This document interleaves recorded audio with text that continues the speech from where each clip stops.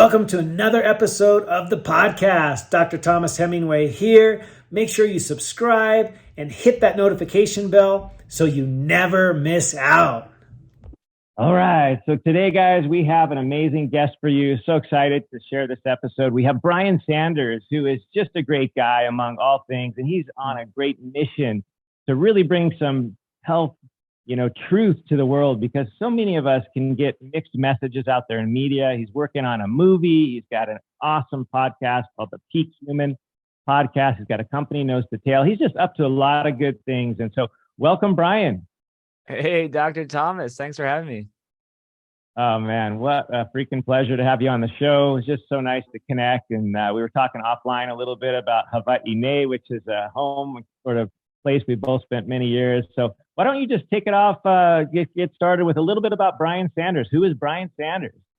Yeah, I grew up on Oahu, born and raised.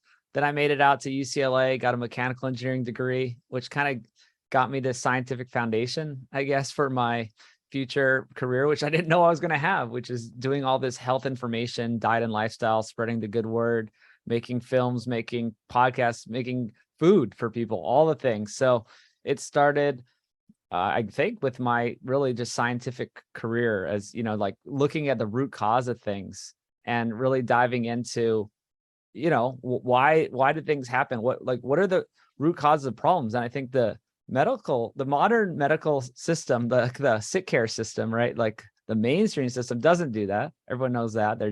Everyone listening knows that. They're just covering up symptoms, all that type of stuff. So I got really into the root cause approach and like how to live naturally and all that stuff. But my personal story, go ahead. Well, no. So yeah, I was going to go to my personal story. Started with my health problems and me following the standard American diet, not the standard American diet. I was eating the food pyramid. I was eating the good version. I was eating the whole grains and the lean chicken breasts and the broccoli and doing all the right things, and low fat, but I was avoiding fast food. I wasn't eating the standard American diet, right? I wasn't doing the fast food. Of course, people around me, were doing that and they got even sicker and more overweight than me, even quicker. But I was on a slower pace, I'd say, because I was still working out a lot.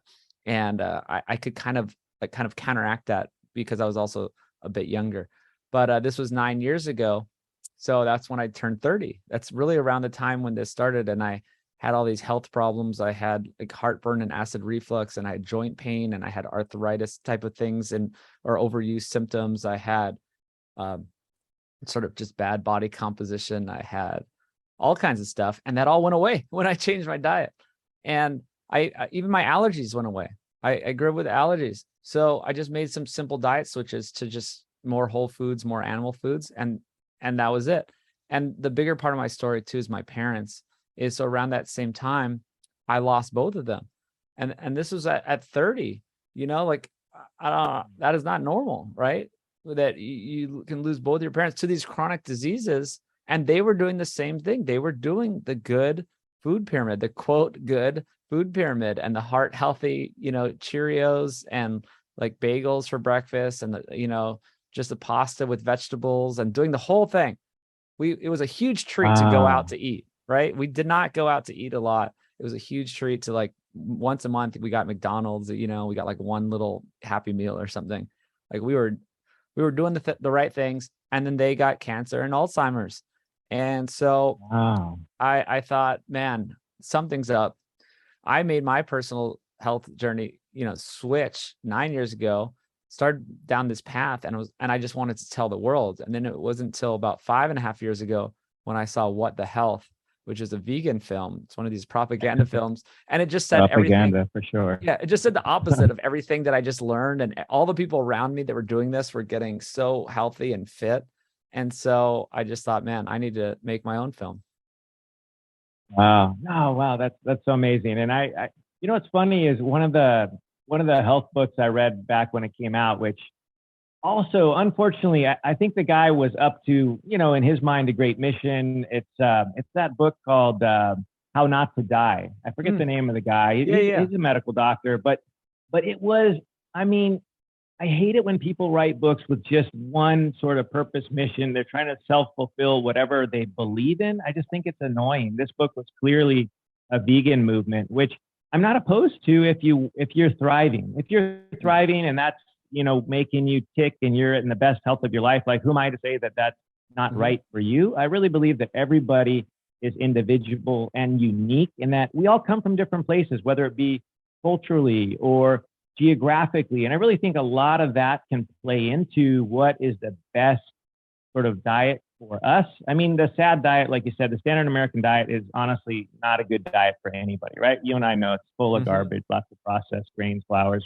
horrible seed oils that are every place you look, and even in places where you didn't expect to see them. So there are some foundational things that I think apply to everybody.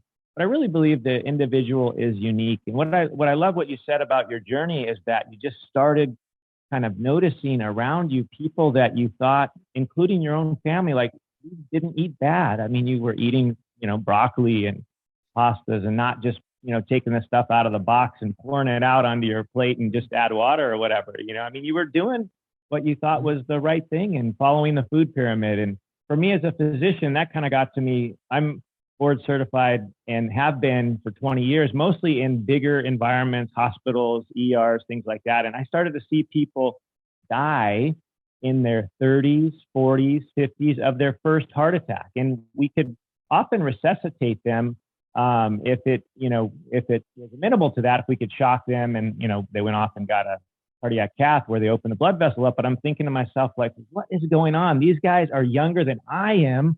I'm turning 50 next year and I'm watching guys have heart attacks in their 30s and 40s. I never saw that at the beginning of my career, which was 25 years ago when I got started. I didn't see people dying of heart attacks in their 40s. Now, I was just trying to put things together in my mind. And like you said, we as a country have horrible healthcare, if you will, because we don't have healthcare. Really, it's sick care. When you get sick, you go to the hospital, you go to your doctor, you get stuff done, you get a prescription. In the emergency setting where I worked most of my career, we can deliver excellent state-of-the-art emergency care. If you fall and get a traumatic injury, you dislocate your shoulder, you have a big laceration, like in Hawaii, I've treated several shark attacks and things like that. Like we can take care of that kind of thing fairly readily. But what I realized we weren't doing, and I say we, meaning just Western medicine in general, is taking care of all of these chronic illnesses that are almost entirely preventable. Most people have no idea that literally 7 out of 10 of the top causes of death worldwide are almost entirely preventable. You hit the nail on the head right there, and you're like, I got to do something. I'm in my 30s now. Like I can't just eat whatever I want. I feel different. And that's kind of a funny moment. I remember something like that happening in my 30s too. I always thought I was invincible. I could eat garbage and just work out and I would be fine. And then I started to feel differently. So as you've been on this journey, like how did you even, get the idea that maybe ditching a lot of these so-called, good foods, the plates of pasta and certain vegetables or whatever. How did you get the idea that these might not be best and some of the animal-based things may be better? Like where did that come up for you? I got to credit my friends that I grew up with in Hawaii, one of them who's now making the film with me. And I got to credit Mark Sisson. Actually, Mark Sisson to me is a big mentor, a big inspiration in my life. And he's in the film. And I got to play Ultimate Frisbee with him in Miami. And he is living it. This guy is 68 now. I guess he was 65, 66 when I played with him. He was outrunning these 20-year-olds. He was out there. He's a beast. Anyone who doesn't know of him, you should know of him. Look him up. He's the healthiest guy of all time. Everyone should want to be like him. I love that. What's so funny, my son the other day, and it's kind of a blessing and a curse when you're so into health and wellness. It kind of, the best and the worst of it, gets seen by your kids.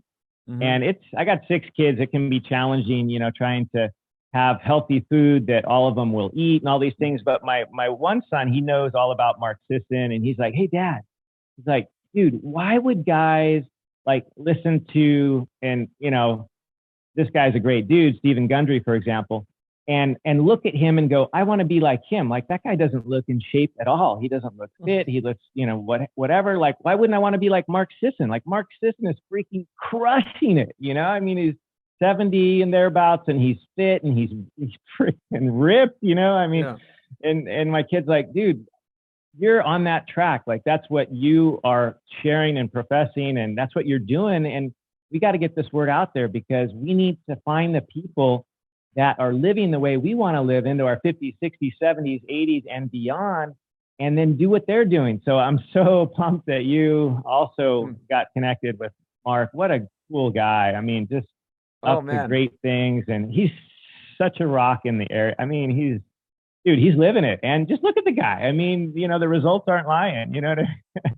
Absolutely. And that's everyone awesome. in our film is kind of like that. I mean, that's a big thing. Talking about this book, How Not to Die. I don't know if that's Michael Grieger or one of these other guys. Yeah, that's the one. Yeah. Michael Grieger looks like he died 5 years ago. He's just this, he looks like a skeleton with a pot belly. Like it's just the worst look you can have. I don't think any of these guys look healthy. Dr. Neil Bernard, or there's all these other older vegans that are going crazy. They're actually losing their minds because they have no cholesterol and saturated fat in their diet and their brains are deteriorating. And so I just think, yeah, you gotta look at who you're looking up to, and all the people in the film, women, Dr. Jamie Seaman, Dr. Gabriel Lyon, just so strong and fit. We got Dr. Sean Baker, we got Dr. Paul Saladino, we got all these other people that are all living this lifestyle, looking great, super healthy, setting a good example. So yeah, I'm so pumped. I know we talked about offline, you know, the movie is obviously not ready for release yet, and it's such a ton of work. And I just applaud you for going after it, because it's going to be epic, and I can't wait to, you know, witness it and be part of that in that way, be able to see all this amazing stuff you put together. But what an important message out there to actually find the people that are crushing it, that are not only healthy looking on the outside, but they are truly, I mean, what I love about Paul is he'll share his lab results with his podcast group. He's not afraid of, he'll say, hey, Joe, notes here, man. He's another vegan that's kind of like this. And say, let's get all our labs drawn, or let's do our abdominal CT and look at our fat percentage in our intraperitoneal, which is sort of the fat that we don't want to have. That's sort of the fat on the inside, right? A lot of these guys are skinny on the outside, fat on the inside. And I think that's kind of the descriptor that you were sharing without mentioning it specifically, where they may not be overweight, quote unquote, and their BMI is normal, but their composition, I mean, we can see it. It's not what we want, right? We want to look like Mark Sisson, right? You don't want to look like E.T. You don't want to look like E.T. where, So no, I'm super into this stuff. It's the visceral fat that matters. And we actually are just going over this part in the film where we tease this out, that people are unhealthy on both ends of the spectrum.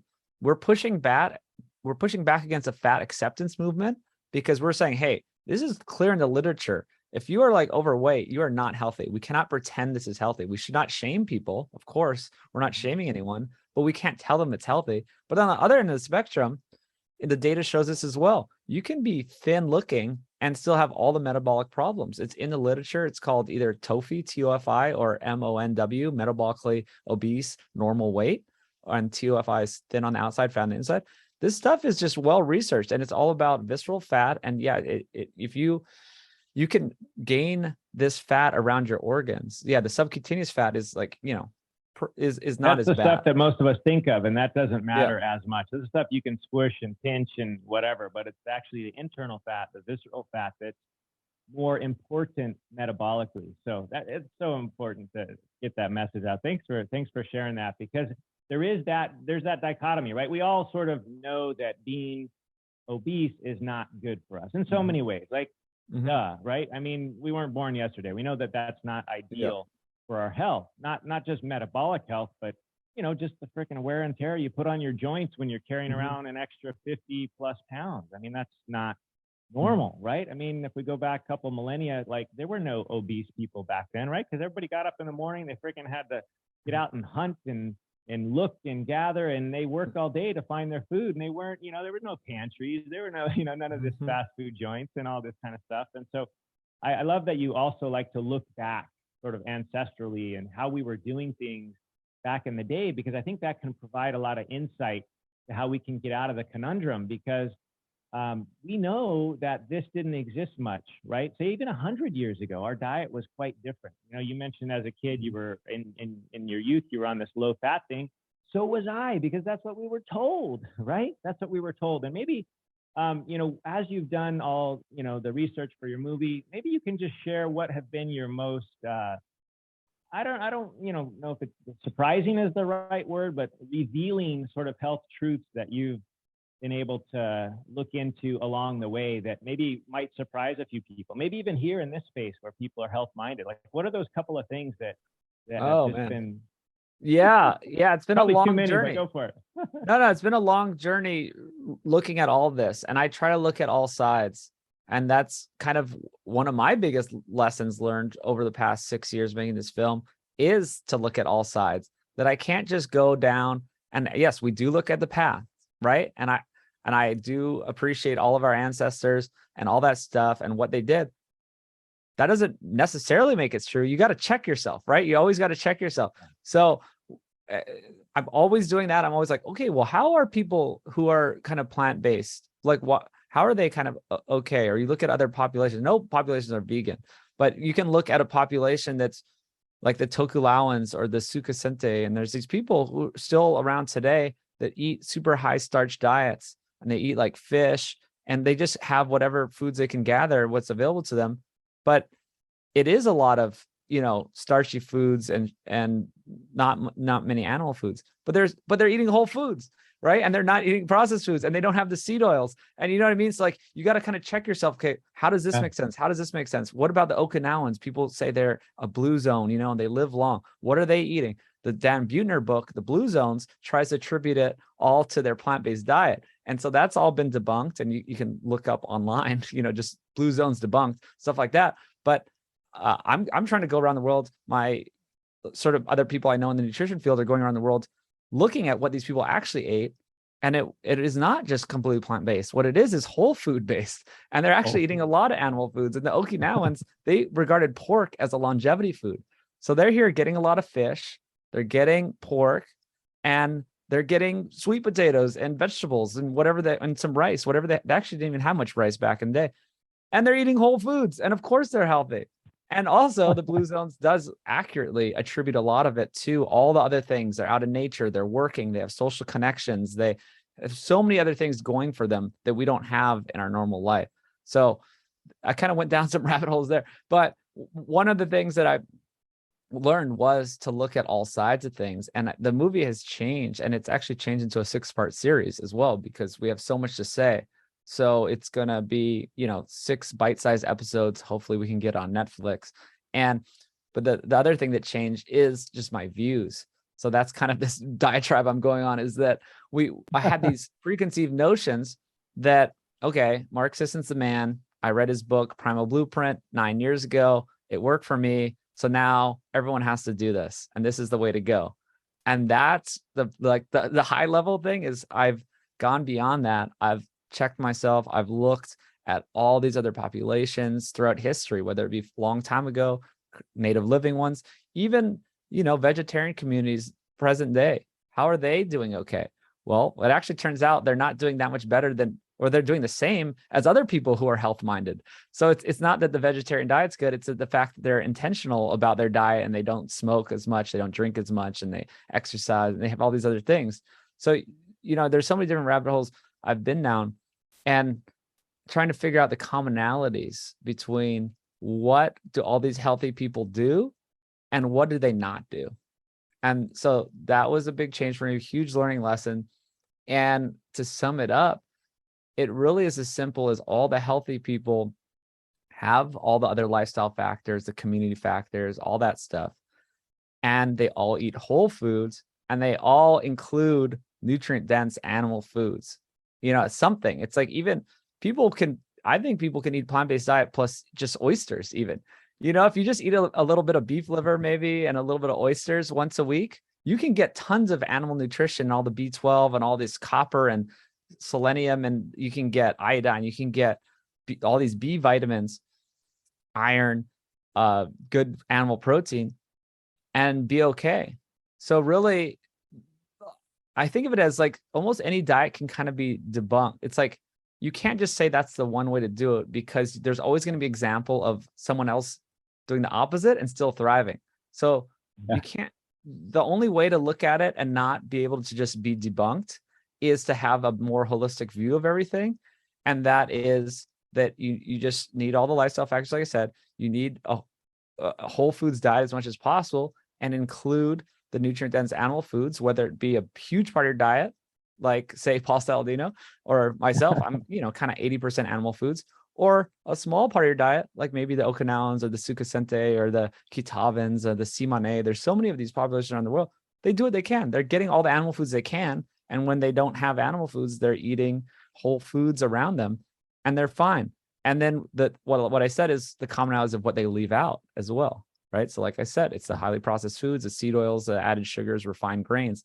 And I think these three things are pretty simply the cause of most of the problems. Of course, there's, other things. There's environmental toxins. There's, you could go down all these different rabbit holes of the other problems, additives in foods, and glyphosate, and pesticides, herbicides, fungicides, all these things. But really, where are those found? Well, in those highly processed foods.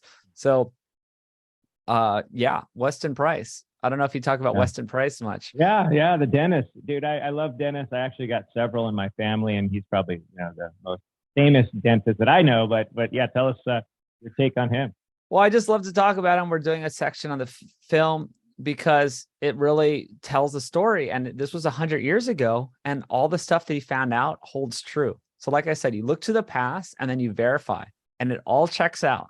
It all checks out. So he went around the world in a time when there was still some of these native populations still living their actual ancestral diet and lifestyle. So he went to Africa, he went to Australia, he went to the Micronesian islands, he went to the Swiss Alps, and he basically found what I just said. He found that they all incorporated these animal foods and fat and nutrient dense foods, especially around pregnancy even. So these people were not connected at all. This was 100 years ago. They certainly were not talking to each other, on Skype or something. They were doing their thing, and they found this independently, right? They just found that humans thrive when they eat these foods, and these animal foods were sacred to them, and they were what they gave pregnant women. They even gave them to men before they wanted to get pregnant. They would even have special diets, and they ate. The list was, it was seafood, it was eggs, it was grass-fed raw dairy, it was organ meats, it was, and other animal proteins, even from smaller animals like goose or whatever they could have. So what they all didn't have was the three ingredients: the seed oils, the refined grains, and the sugar. And as soon as these ingredients came into their towns, so Price revisited these populations 10 years later. He was traveling around the world for at least a decade, and he saw the rapid health decline when they started bartering, trading. They got a trade route in, and their health declined rapidly. He saw it between generations. He saw it with a brother, and the older brother was eating the traditional foods. The younger brother started eating all these refined foods that were shipped in. Massive health problems. It was just very easy to see, very easy to see in their teeth. Dental health is kind of a window to your body's health. And he saw that all these people around the world, they didn't have dentists. They had amazing teeth. They had so few cavities. It was, he would count them. He would count all these teeth, meticulously count all this stuff. It was like 0.5% to like 2%. Something around there was the cavities. He was from Dayton, Ohio. His dental practice, 20%, 30%, 40%. It was drastically different. And these were the people who had all the chronic diseases as well. So he even took back some of these foods from these cultures and tested them in the lab, in whatever nutritional lab they had back in the day. And he found that they were up to 10 times more nutrients in these foods that were grown on the good soils, and that were these, properly grown animal and plant foods. Oh my gosh. So many important lessons from Weston Price, and many that have done similar types of things. But what I love that he shared there is that he did find all kinds of different, food sources based upon where these people lived in the world. They didn't eat the exact same diet. So I'm with you 100%. Like, there's no one diet for every human. Like, some people say it's only this, it's only that, it's got to be carnivore, it's got to be vegan, it's got to be this. And like, you got to keep asking the questions, because like you said, you'll find people thriving on almost every diet out there, other than, probably the standard American diet, which is just way too full of garbage, all the processed stuff, like you said, the flours, the grains, the freaking high fructose corn syrup and sugar, and the seed oils. Like, you leave those out and you eat real food. Like, that's always my number one. I always go with I lead with this food first kind of mentality, because no matter what we do, and you and I noticed this in our 30s, is you can't outrun the tip of your fork. Like, you can exercise every day, twice a day, and if you're eating garbage, like, it'll catch up to you. I promise you. Right? Well, I forget you probably have it on the tip of your tongue. I can't remember the guy's name that wrote the complete book of running, and he dropped dead of a heart attack at like 50 or 60 or something. And the people that knew him would say, well, this guy, he ate donuts, he ate this and he ate that, and he didn't have a great diet. Yeah, he ran every single day, but he wasn't doing it quite right with what he put in his mouth, And so it takes all of the above, but real food is the starting point. And then, like you said, in the blue zones, I think the cool thing is that they all were not doing a lot of the same things, right? They weren't eating processed food, and then they were adding movement. They were adding culture and experience and connection, being connected to their community. They slept well, right? Most of these guys are out in the woods where they're not exposed to blue light at all hours of the day and night like we are. I mean, they were doing all the other things right too. And one thing you mentioned at the end with Weston Price is that he found these food sources much more nutrient dense than what we have today. And I think a lot of people don't realize that even in our fresh vegetables, fruits, whatever we're getting, the nutrients are not quite the same as they used to be. And that's, maybe you could speak to what you found with respect to why that's the case and what we can do to kind of augment that, because we still want everybody to eat whole food, but how can we approach that, and why is the nutrient density so different than what he found? Well, yeah. Oh man, it's a long story. I've read a bunch of books on this too, and it goes back to thousands of years, really, when we just started doing agriculture in general. The big level is when we started doing agriculture around 12,000 years ago, the nutrient density of our diet went down because we started relying on grains, which aren't a good source of nutrients. It's a good source of calories, so we didn't die, which is a lot of story of the human story, right? Over the even dark ages, even like in the 1800s, people were still needed calories to survive. But we also see their health suffer. We see how all-time low in human height of how short we were, and we had all these problems because we had lack of nutrition. So that is a big story on moving away from animal foods. I don't want to say that you have to, just rely all your nutrition on animal foods, but that when you go away from nutrient dense diet and you add in a whole bunch of fillers like grains, your whole diet, your nutrient density goes down. Okay, then I'll just jump ahead to a couple hundred years ago. We got to the US, all these vast lands of rich soil. And what we do is we just exploit them, use up all the nutrients in the soil, do intensive mass agriculture, monocropping, all this type of stuff. We take out all the nutrients. We try to put back in fake fossil fuel fertilizers, try to use all these pesticides, try to use all this stuff. It doesn't work. It's like what humans always do, right? They kind of come in and look for the short-term solution, don't think long-term, sort of rape the land. And that's what happens. And you lose all the nutrients in the soil. And they do tests on, I don't know, all kinds of nutrients. I'm thinking of magnesium specifically. Actually, I don't remember the statistics on it. Maybe you know it. It's just like how much magnesium has been depleted in our foods just in the last, say, 50 years, right? It's gone down drastically. It's like 80% reduction. It's something crazy just because our soil health is so messed up. So the big story is we don't grow things for nutrients anymore. We grow things for speed, profit, and convenience, and just basically how to make these large corporations the most money. And I mean, people listening probably understand that, but I don't know. Sometimes you have to check yourself too, that these companies, even if it's called like a health food or they're a health company, they don't have your health in mind. It's basically, I think 99% of it is a marketing tool, right? Yeah, it's a marketing shtick so they can make more money. They're like, oh, it's like plant-based protein powder and like this is healthy. All that stuff, it's just bogus. It's just a marketing stunt. It's just like none of it. There's nothing tying them to make you a healthy product. Like there's no way that they make more money if they give you a healthier product. It's actually the opposite. The healthier product costs more money.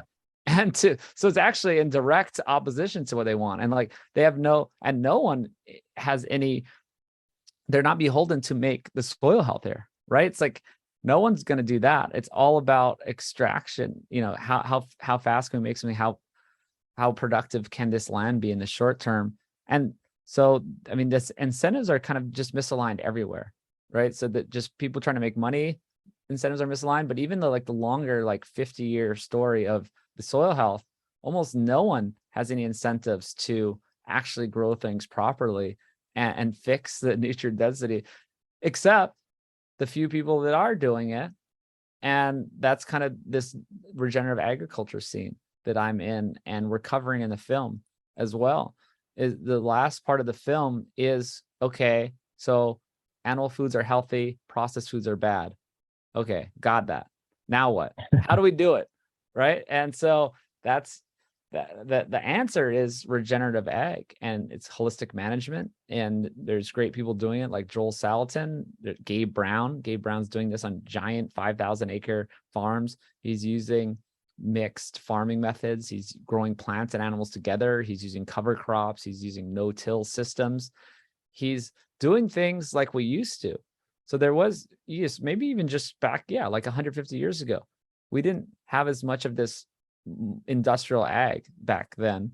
We did better methods like no-till, right? We didn't need to, a lot of it was till, though. That's kind of the problem, is that we would just till up the soil, and it rapidly kind of just decreases the soil health and the nutrients. But if you use these methods and mixing crops, and you could rotate them, and you can have animals come in, and the animals are part of the process, and they can use their manure, and the soil gets healthier, right? And if people don't know about rotational grazing, this is just one of these holistic management techniques that uses animals. So if you picture a herd of cows, or you can picture back in the day a herd of bison in the wild, right? They move around, they were getting away from predators, they would eat the grasses. They co-evolved. Like these grasslands in the US, why our soil is so great is because of these large ruminant animals like the bison. And they were grazing on the grasses and stimulating growth with their manure.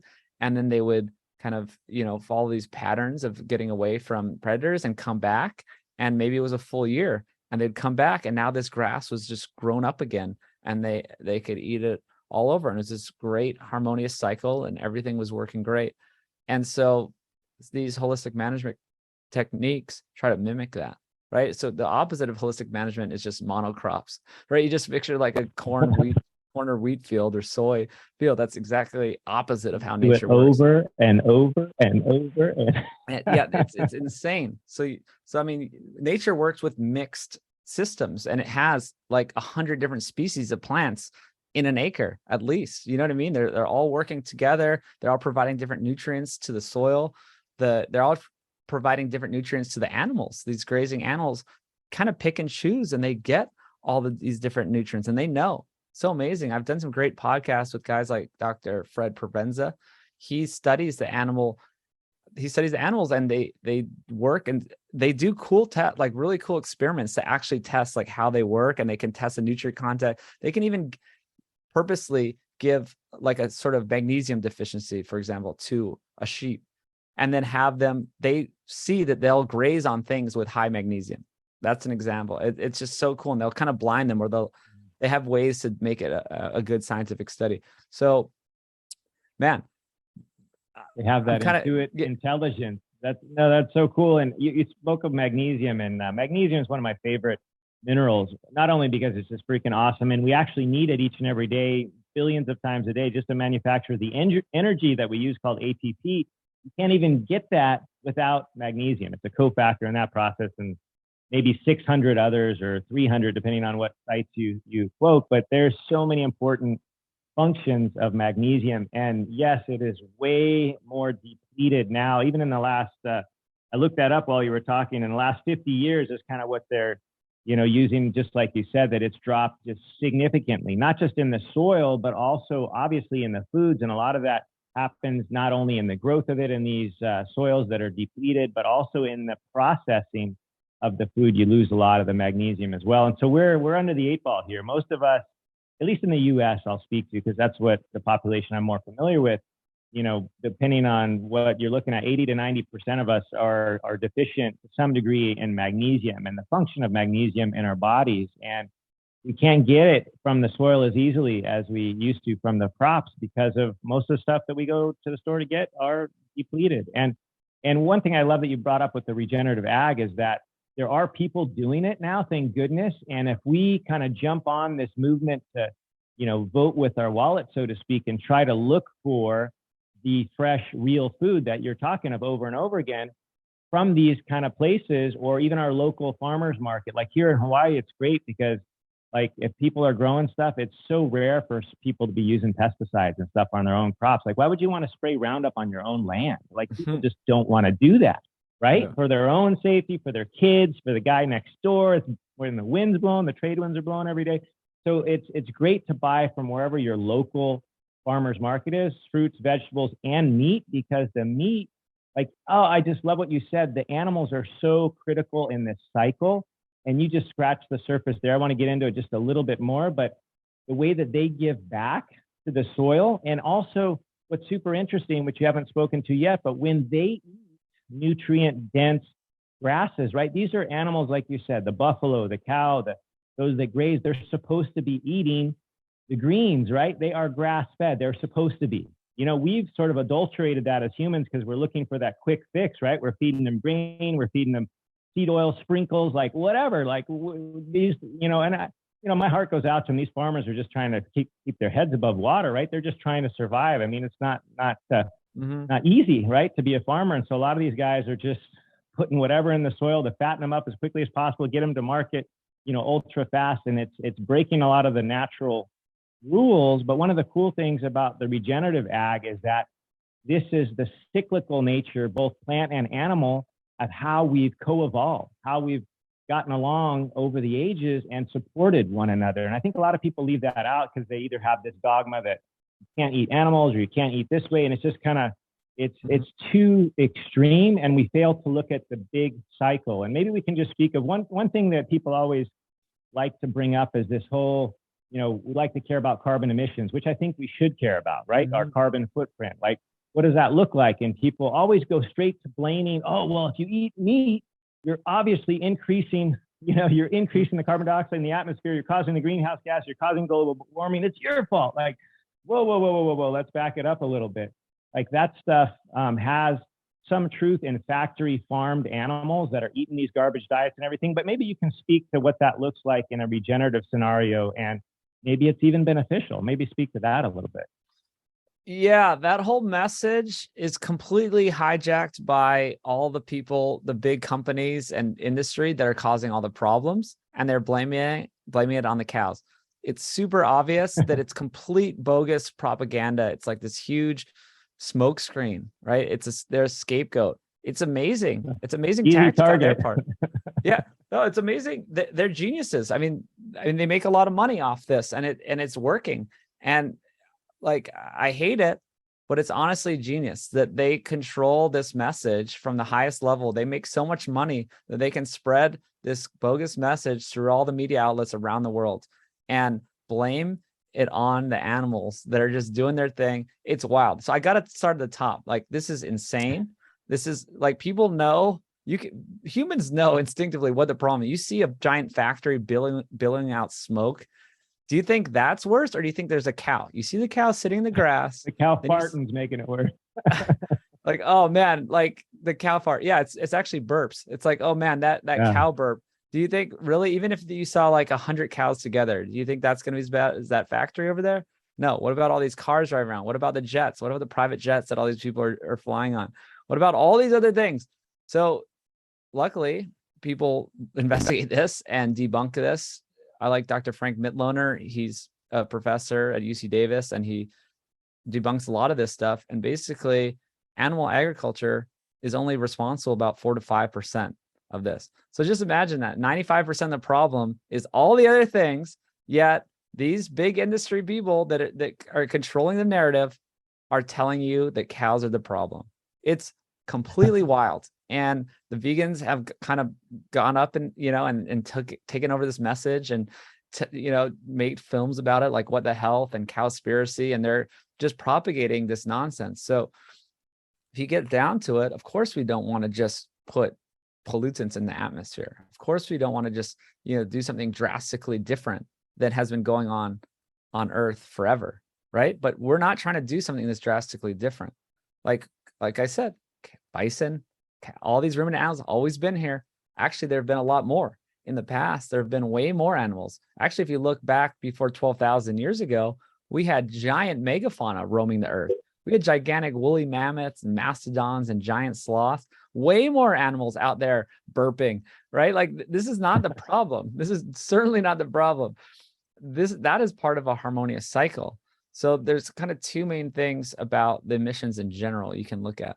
And one of them is the difference between the natural cycle, the sort of above ground cycle that happens when a ruminant eats grasses. So CO2 is actually a good thing for plant growth, right? We actually have seen more plant life since the CO2 has been going up. I'm not saying that CO2 is not a problem, it's different. You got to kind of separate it out. It's like there's a difference between just burning coal and, CO2. Oh, sorry, I got to put my phone inside. So this natural system has always been going on. And so the CO2 comes up from the, CO2 comes down into the plants, and then the cow, for example, would eat the plant, and then maybe they would belch up some methane, and that methane goes up into the atmosphere for about 10 years. It's actually a short cycle. It breaks down into CO2, and then it comes back down into the grasses again. It's this above ground harmonious cycle. It's fine. What's the opposite of that is this one-way street, which is fossil fuels deep in the earth, and then they're being burned, and then that's all going up into the atmosphere. You can see that is a one-way street. Cows, that is a cycle. Cyclical. It's the natural cycle. So people have to understand that. And then once you kind of understand that, you're like, oh, okay, I've been fooled. All this big industry messaging is fooling me because they're the ones actually causing the problems, and the poor cow is getting the blame. And then just there's a difference between a stock gas and a flow gas too. So it's just a little more of a nuance of a stock gas is something like the CO2, these longer lasting ones that stick around for thousands of years, and methane, which kind of, it's a flow gas, right? It doesn't build up. It kind of comes in and comes out, and it goes through this cycle. So as long as we're not adding, say, like 1 million cows a day or per year, whatever, to the land, there actually isn't any change. That makes sense. Like this, as long as we have a herd size that is consistent, then the amount of impact is always kind of the same. And actually, because it's this short cycle and it's just 10 years and it goes up and comes down. So the herd size actually in the United States and the world has actually gone down since around 1970. So that is not the problem, right? Yeah, maybe you can even add to that with respect to how the cows are raised. How does that play into it as well? Just the whole cycle and the whole process of the regenerative act. So you got to split that out too. So all cows spend the first about 2/3 of their life on pasture. So even if they end up in a feedlot, they are spending the first 2/3 of their life on a cow-calf operation. This is just how it works. They're with their, it's a cow-calf. It's the mom and the offspring, and they're on grass. Then to do it more efficiently, most of them, by far the majority, go to a feedlot and they get fed all kinds of waste products. It's not all bad because they actually use up waste products. They grow corn for ethanol, and then they can feed them the byproducts of that. They can use soy, then you use the soybeans to make soybean oil, which is no good. And then they'll give all the other stuff, the leftovers, to the cows. So not great for so many so many reasons, because they're just sitting on dirt. They're not, having their natural diet. They're not roaming the land.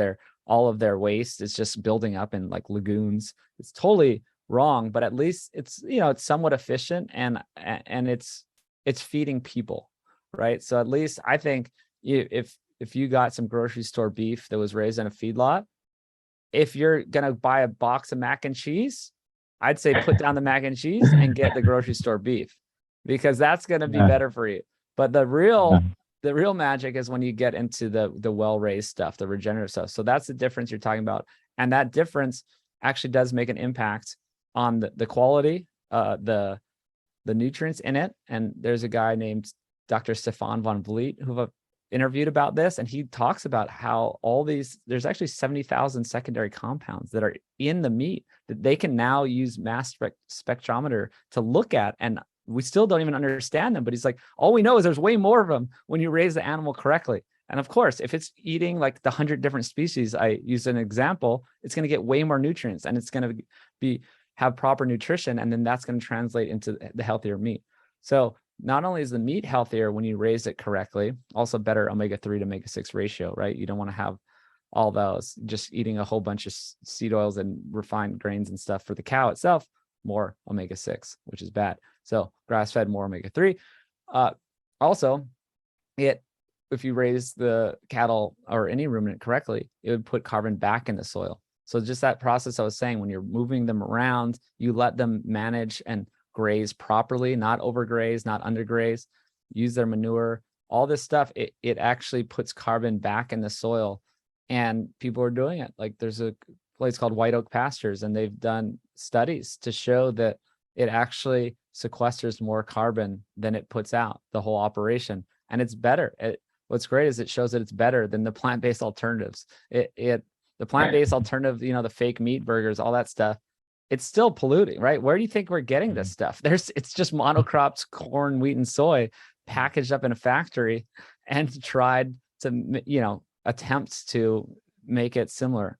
It's not similar. Nutritionally, it's not similar. And environmentally, it's worse. The best thing you can do is raise ruminant animals, especially, bison, cows, and sheep, and raise them well, and that will sequester carbon and have a net benefit.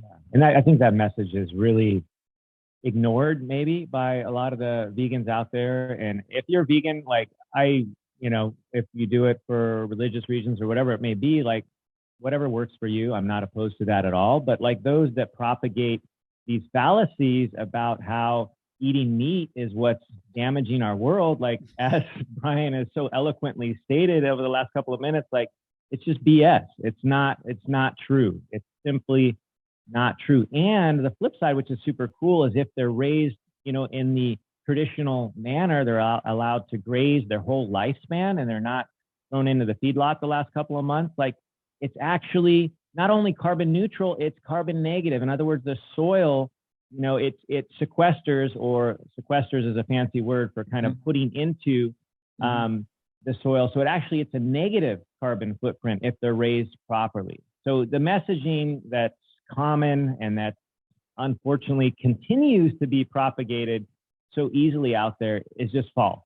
And so I'm sure you have a great segment in the movie about that, because it's just a message that we all need to hear.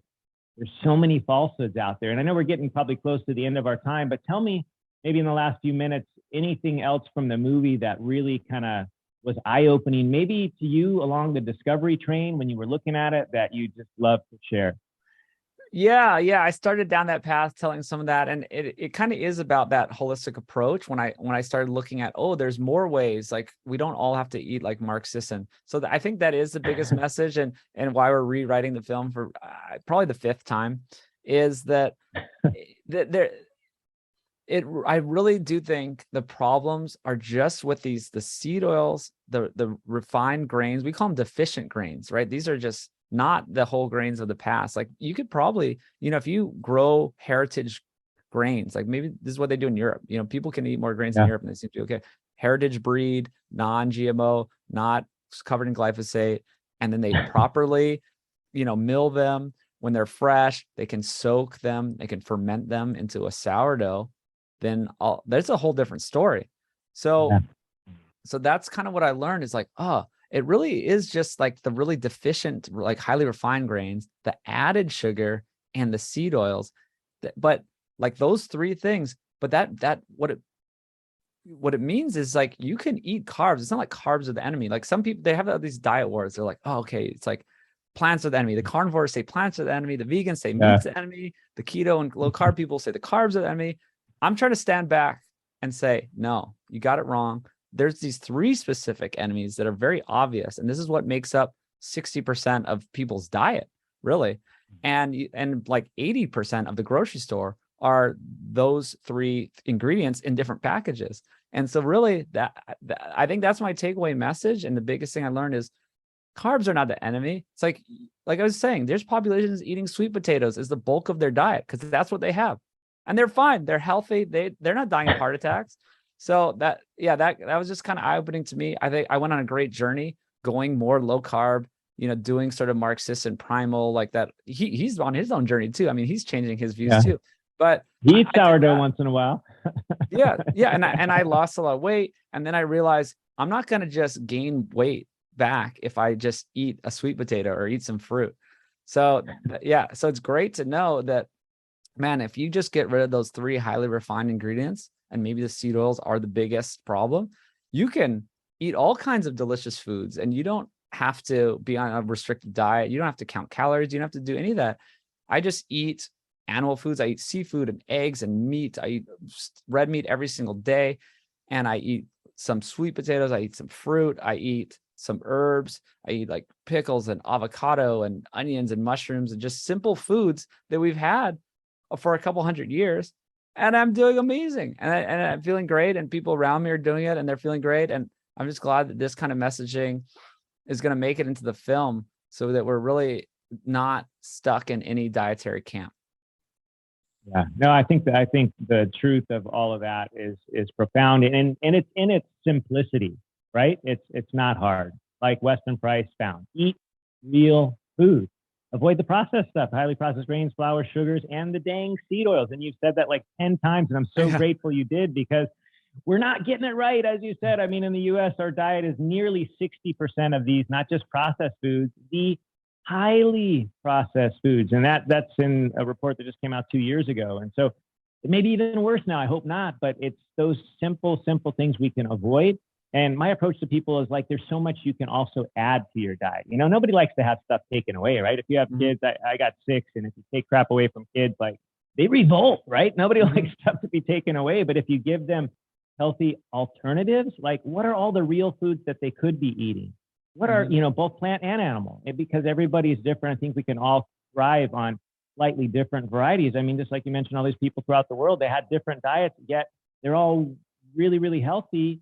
And some ate a ton of carbs, some did not. Like you go to the Inuit in Alaska and up there, and they don't eat like almost any carbs, But it, just depends on what's available to them, how their bodies have adapted. Everybody is unique, both genetically and of course, epigenetically. We get to decide that uniqueness, right? It's our choice.